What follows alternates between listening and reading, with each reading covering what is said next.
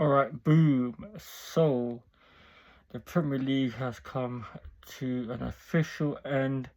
It's been full of drama, full of results that shocked the world. Um, Honestly, it's been a crazy season. Um, Arsenal are the Premier League champions. They did deserve it. They were the best team this season with the best defense.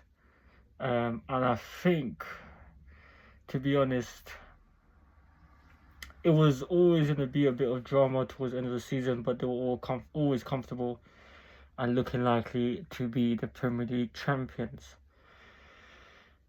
Man City finished runners-up, but they've done the double with the FA Cup and Carabao Cup. Pep Guardiola is now leaving.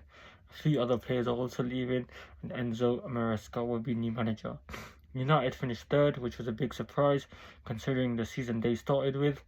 You wouldn't have thought they would be in the top 4. You would have probably thought they're going to be outside of top 10. But Michael Carrick came in, saved United. They finished third, and they got Champions League football. Aston Villa surprised a lot of people as well. You wouldn't have thought they'd finish in the top 4, but they finished 4th. Got Champions League football. They also won the Europa League, which Unai Emery loved, and that's another trophy for Aston Villa. It's been a good season for them, and I think Unai Emery's done a fantastic job. Liverpool finishing 5th. They had a poor season. They could have easily missed out on Champions League. Very, very poor season. I don't think Slot is the right manager for them. They need to get rid of a few players as well. Salah's leaving, Robertson's leaving, but like I said, this season was a poor season for them. No trophies, and just about made it to Champions League.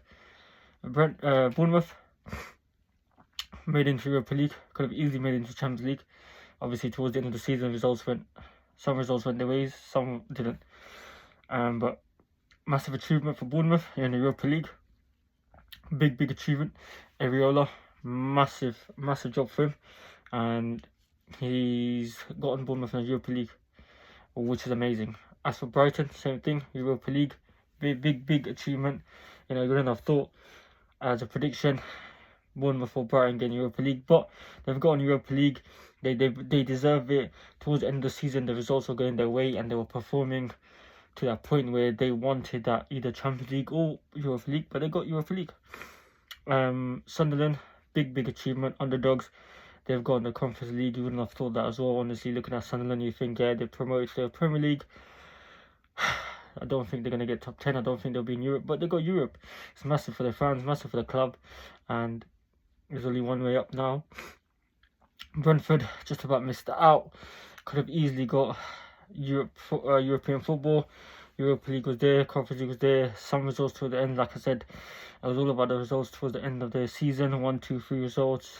You got to win those games, and one of the games for Brentford was against Palace, which they didn't win, which I believe cost them, a place in Europe. But they look good, they look strong. Keith Andrews done a fantastic job. Fans should be happy, and they should be building the team for next season. You've got Chelsea, who missed out. Chelsea have been poor this season. They started off really well. They were title contenders at one point, and then they sacked Enzo, and that's when things went wrong for them. That's when things went left for them. Chelsea, they couldn't get Conference League, they couldn't get Europa League. They're going to play once a week next season, so Alonso's got a big job to do.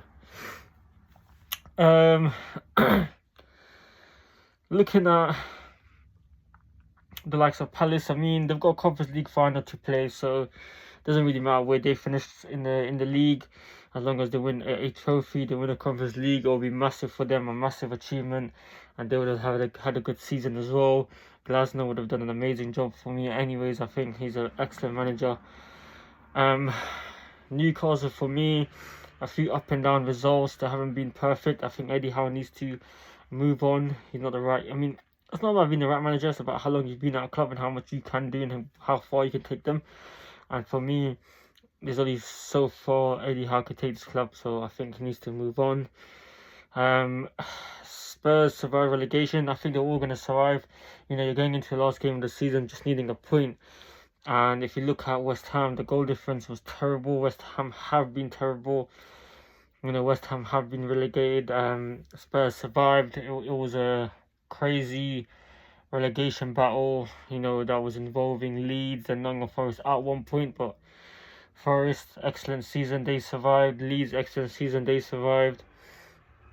Spurs survived. West Ham getting relegated, they're going to lose a lot of players. Jared Bowen, Somerville, Mateus Fernandes, and a lot of, that's a cash loss as well.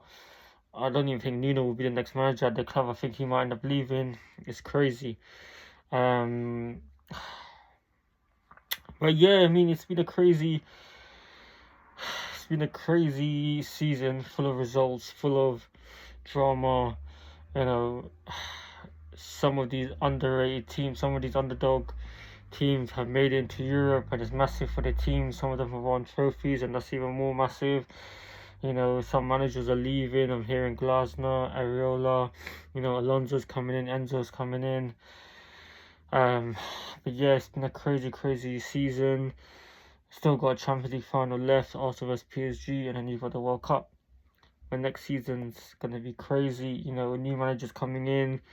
You know, teams building. You know, teams are changing. Players coming in, players going out. I'm just hoping United are one team that get the transfer window right. Otherwise, it could go left. But yeah, that's the Premier League season for you. A lot of surprises, but amazing season. Can't go wrong.